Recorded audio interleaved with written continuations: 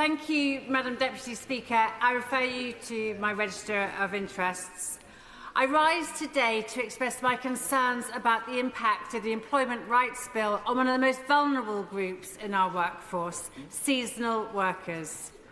These individuals form the backbone of key sectors such as tourism, agriculture and retail, particularly in my constituency of Bognor Regis and Littlehampton, where many depend on seasonal jobs for their livelihoods.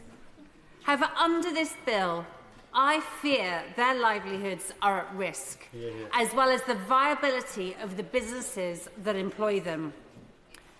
The devil is in the detail, Madam Deputy Speaker, and detail indeed is what this legislation lacks. The Labour Party claims this bill will protect workers, but for seasonal employees, the increased regulation will likely have the opposite effect. Small and medium-sized businesses which rely on flexible, short-term contracts to meet seasonal demand will face rising costs and greater bureaucracy when trying to bring on staff.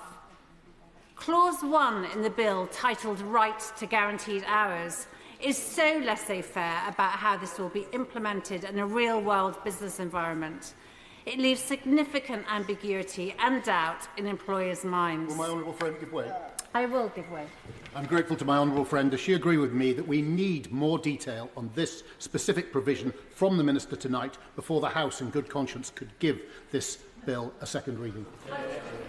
I thank my honourable friend, and I absolutely agree with him that detail is precisely what is needed for this bill to be implemented effectively. In my constituency, seasonal employers, such as theme parks, are at the mercy of the British weather and a short season. On a rainy day, takings will be minimal. Managing costs accordingly is vital to remain viable. Moreover, the student and retired populations in my constituency value the flexibility that these contracts offer. This bill will disincentivise employers from offering short-term opportunities, reduce employment options for those who depend on temporary work. I will give way. Thank you. I also have a lot of seasonal workers and a seaside economy.